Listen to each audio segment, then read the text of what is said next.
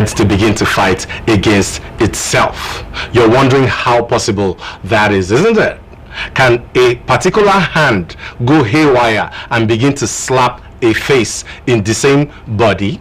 Well, there are particular conditions where cells of an individual's body, especially immune cells, begin to attack other vital cells of the body. And today we will be introducing one of such disease conditions, talking about lupus, in medical term a condition known as lupus erythymatosus. Good evening everyone out there. My name is Dr. Kevwe Ogidigbe and you're tuned into Lifeline, reaching you from the Nigerian Television Authority, of course the Lagos Network Center. Joining me to introduce this all-important topic is someone who has done a lot of work surrounding this particular condition called lupus. Now you might say, what is lupus? Is it even a condition that we see around here? I can tell you firsthand that yes, there are cases of lupus even here in Lagos, not to talk of Nigeria or sub-Saharan Africa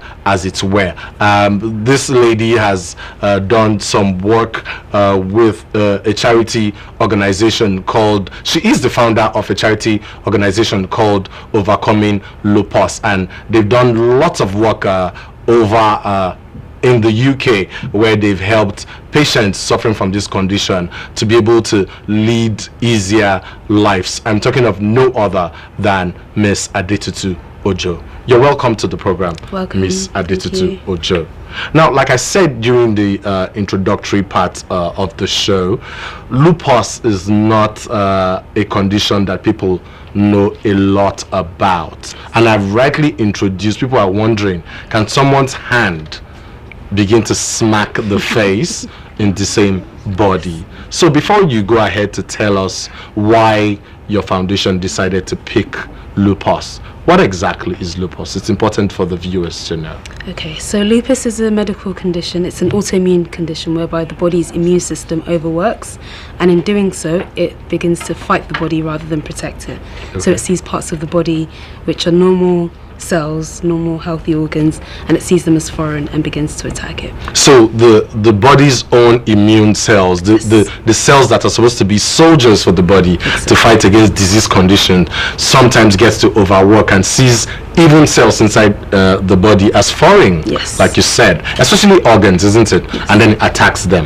Now, why lupus? So why did your organization, your charity organization based in the UK, decide to choose lupus as a condition? So the reason I chose lupus was because I was diagnosed with lupus almost 9 years ago. I was diagnosed in September 2007.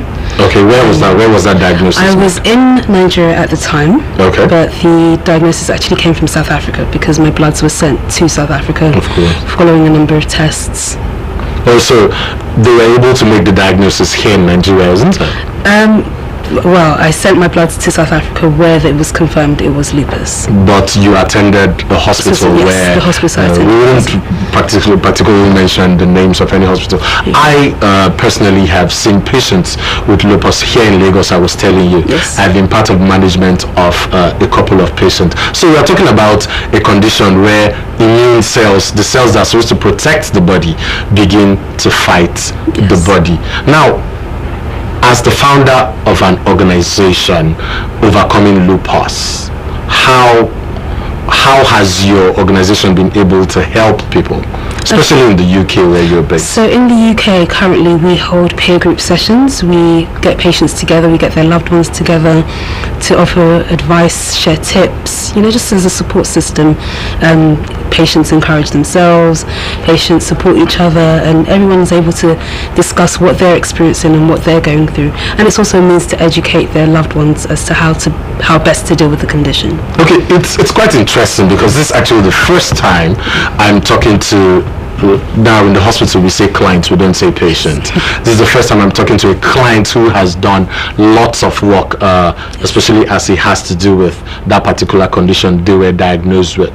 Now, it will be important for viewers out there to understand what are some of the symptoms of lupus, because they're saying, yes, we know it's a condition where the cells fight against each other, but how do I know that my cells are fighting against me? So typically each patient that that has lupus has their own unique symptoms, but generally most patients experience extreme fatigue. Okay. There is joint pains, rheumatoid arthritis. So extreme fatigue, by extreme fatigue you mean unexplained tiredness, isn't unexplained tiredness on a daily basis. So not just once or twice a week, but on a daily basis throughout the day.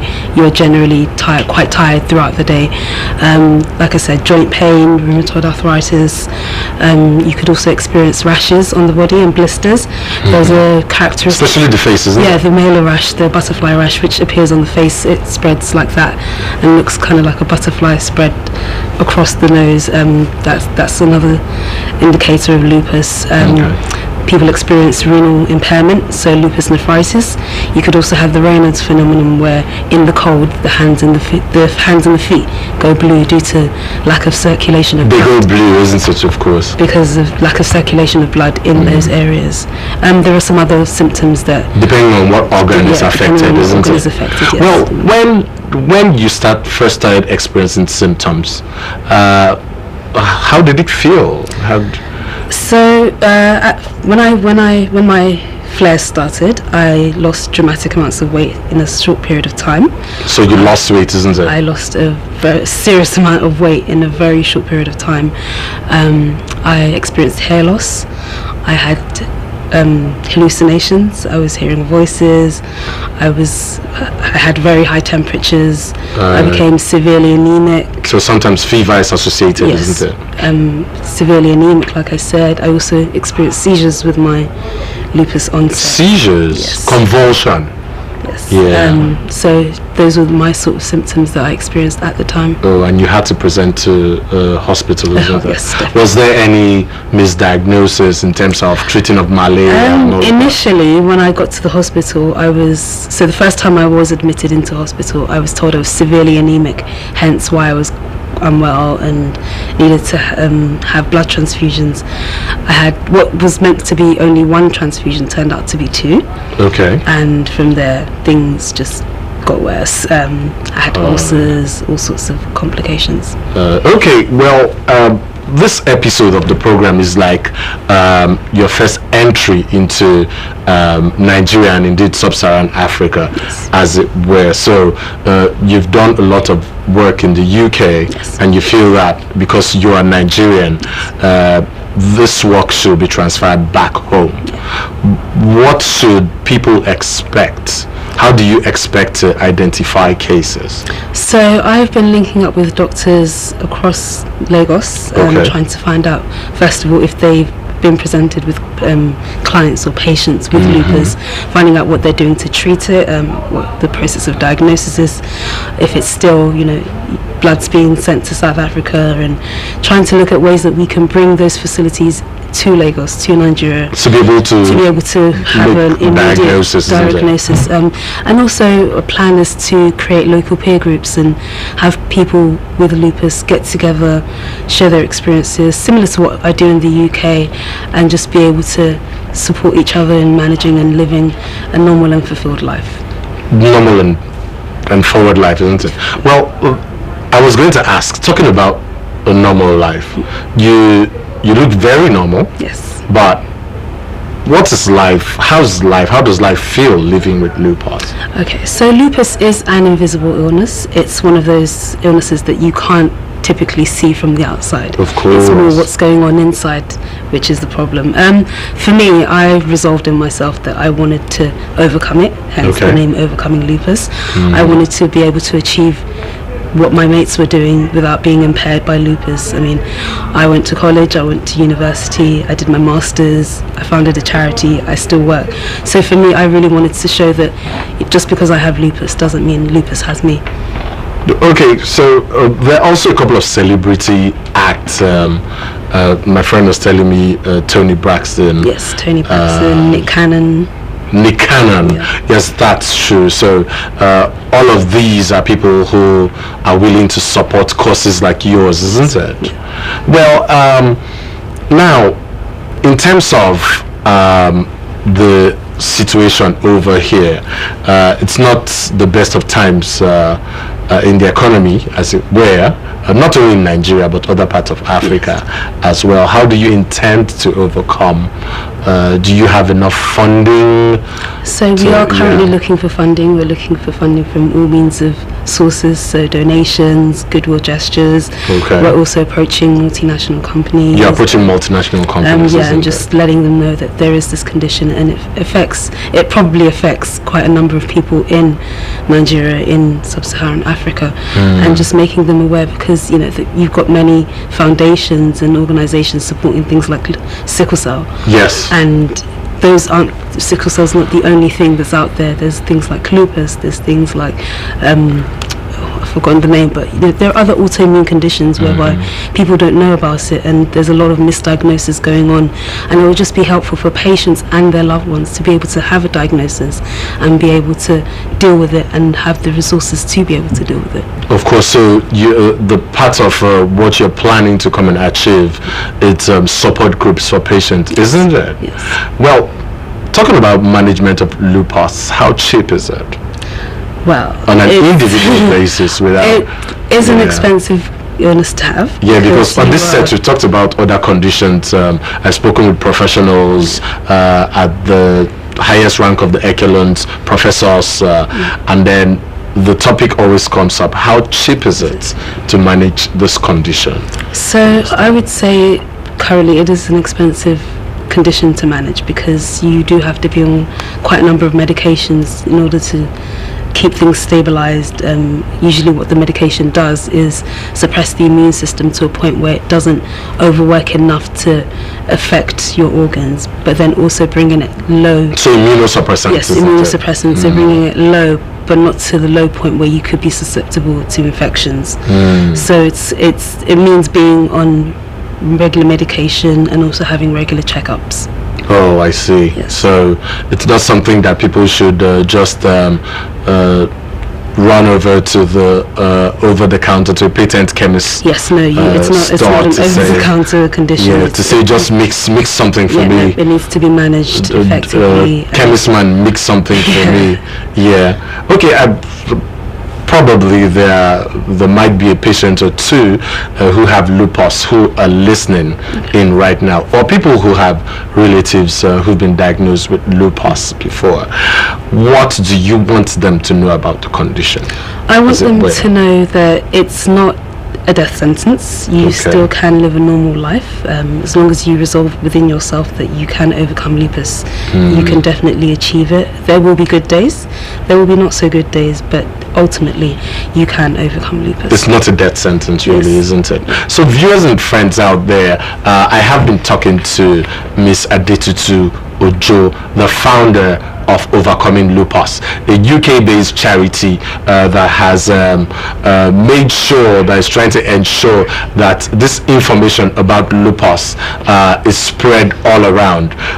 Talking about introducing lupus, if you're just joining us, lupus is an autoimmune condition, meaning it is a condition where immune cells of the body, the soldiers of the body, begin to see other cells in the body as foreign, and once something is foreign, the next thing the body wants to do is push it out. And she's rightly said a lot of things. We've talked about the symptoms, we've talked about managing the condition. Obviously it's not something that you have a fever, you're having hair loss, and then you rush to the patent chemist store to say, please mix some drugs for me.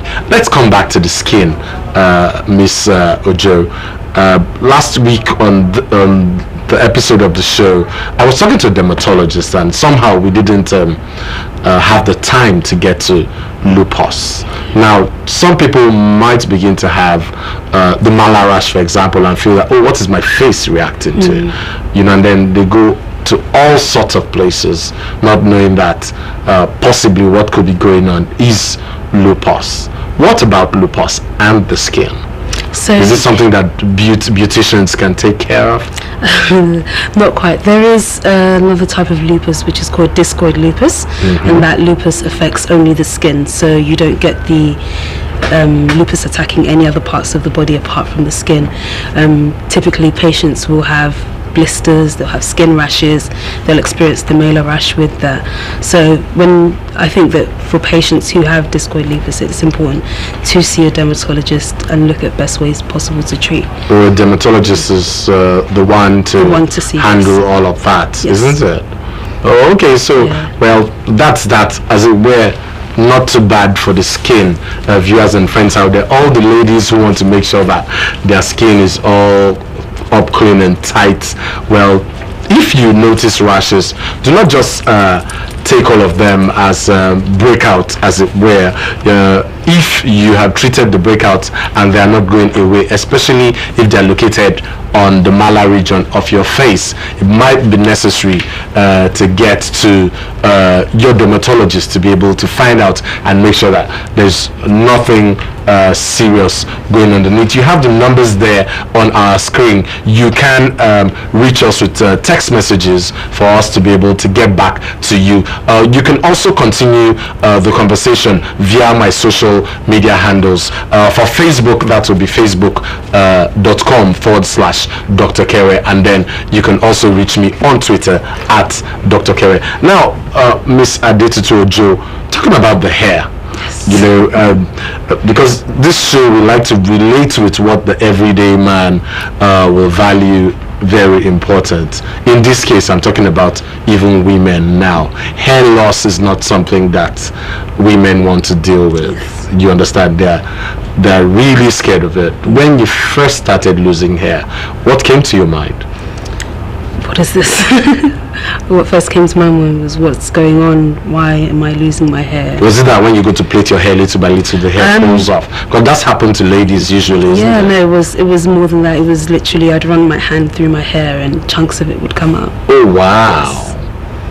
Like someone on chemotherapy, exactly, isn't it? Yes, like someone on chemotherapy. And that, was that the first presenting symptom? No, that wasn't the first presenting symptom. That came later on in the symptom trail. I think the first presenting symptom was the fevers, the high temperatures, and then the weight loss, which no matter what I did I was just losing weight rapidly. I had no appetite, and I was gradually becoming worse and worse. Okay, talking about the treatment. First of all, I'm sure people are eager to know, this one that doctor and the guests here have come to give us one new grammar called lupus. Is there any treatment? Is treatment anywhere around the corner? Yes, in definitely. terms of absolute cure? So absolute cure at the moment there isn't yet, but it can be treated and managed with medications such as immunosuppressants, as you said, steroids. There are also, you can take things like ibuprofen to manage the pain and things like that. So we don't tell them treatment here as it were, because we encourage that people always get back to the healthcare providers. So I wouldn't usually start talking. Yes, I mentioned treatment modalities, but I don't say baseline, because you know how people can be. Oh, I heard that you can use this, I heard that you can use that. And then you rush to the patent chemist and say, give me this and that. It's definitely important. Now, talking about research, without research, there can be no groundbreaking achievement when it comes to any medical field or any field whatsoever professionally. Is overcoming lupus looking on veering into research with other scientists? Yes. Or have you started already? We haven't started yet, but it's something that we would definitely look into. We're quite keen on looking at how we can get into research and what we can do in terms of helping patients manage the condition better, and if possible, getting rid of lupus permanently, finding a permanent solution to it. Yes. So yes, research is definitely something that is in the pipeline. Is something in the pipeline. Are you in contact with scientists whatsoever? Yes, so in the UK I'm in touch with several consultants and clinicians as to lupus trials, lupus research. I've also been involved with some myself, so it's definitely something that I'm looking to do with overcoming lupus. Okay, as is usual, it's important to also find out, since we don't have the Nigerian statistics, but how common is lupus even in the UK? Okay, how common is lupus in the UK? I would say, based on some of the statistics that I've seen, 1 in every sort of 200 and 250 African American women African or American. even women just in general have lupus. Or 1 in every 200 and 250. But sometimes it's usually one too many, isn't it?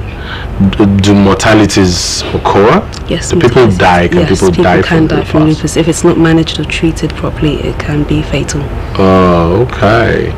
And such a fatality will be one too many, isn't it? Yes. Yeah, nobody's happy when people lose their life as a result of any condition whatsoever, not just lupus. I'm happy that you have taken it upon yourself, because it's not everyone who has a condition that decides to say, okay, other than managing my own self, let me also look out for other people out there. So it's quite humanitarian, and it's something like the Nigerian parlance would say, it's only God that can pay you back.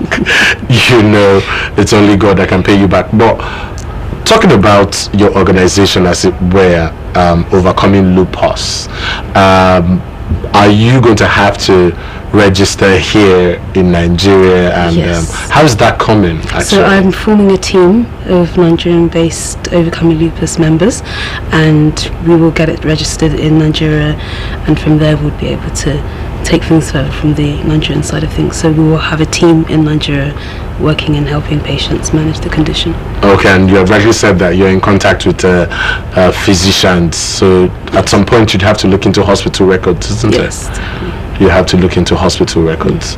Well, that's it's an amazing thing. We would like to have you back to NTA over and over to give reports, and then most importantly to educate people more on what is new with that particular condition. You understand? Now, is there prevention? Unfortunately not. There is no prevention. There's no prevention for lupus. I mean, you can, there are triggers which they believe lead to the onset of the flares. In terms of risk factors, yeah? Yes, so risk factors. What are some of those? So exposure to sunlight in UV rays, post-childbirth. Post-childbirth, yes. The use of certain medications, extreme trauma or stress. It could also be following the use of certain medications. So some of those things can lead to the onset of lupus. So where lupus was dormant before, it can flare up as a result of those things. Oh, I see. But now you talked about stress. Stress is something in Nigeria that people can really not do without. I mean, how does someone do without stress? So when I say stress, I mean extreme stress. So something, that would affect you psychologically, mentally, emotionally. Those can lead to an onset of lupus. So the loss of a loved one, quite importantly, or a terrible breakup, or things like that can lead to. And then the sunlight factor again. Yes. The sunlight factor. Can sunscreens help? Do they play a role here? Yes, so sunscreens play a role in lupus. Most patients with lupus are advised to use nothing less than 50 plus SPF sunscreen. Oh, that's a specification? Yes. 50 plus SPF? Yes, 50 plus SPF sunscreen.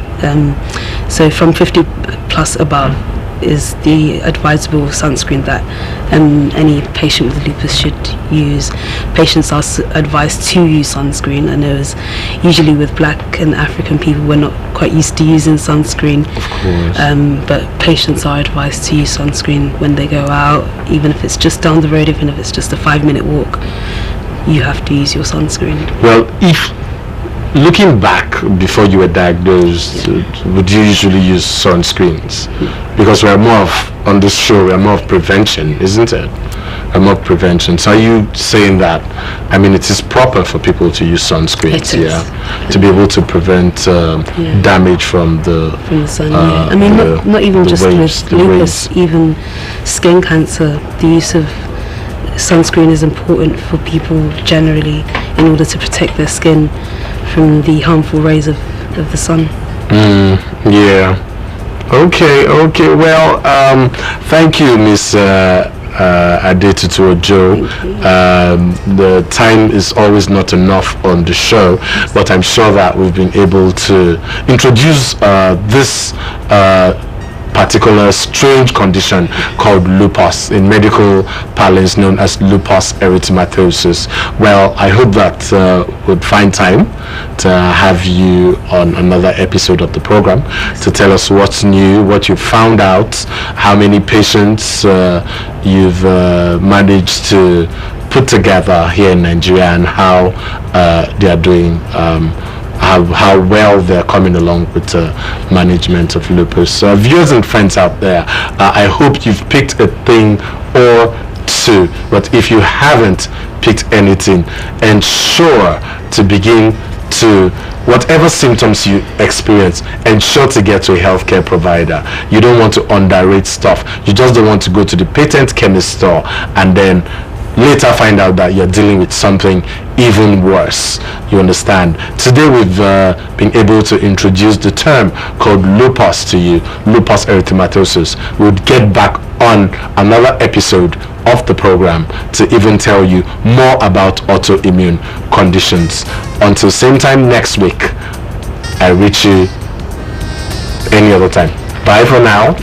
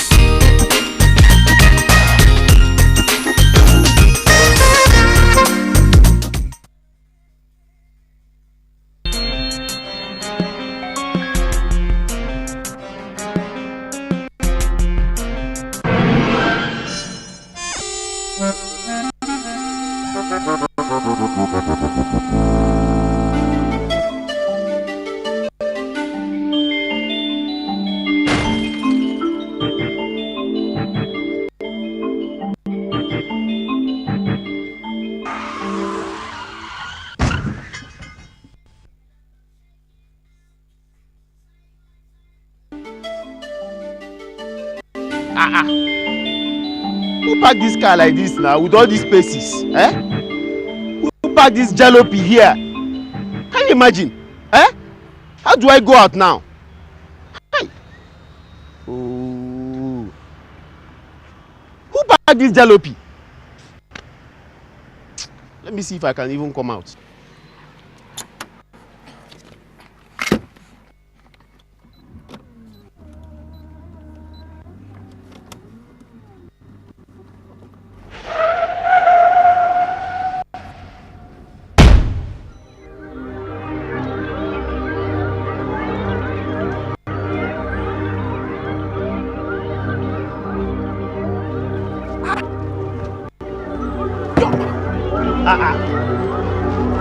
Why did you pass my car? Sorry now. I don't know who packed this jalopy.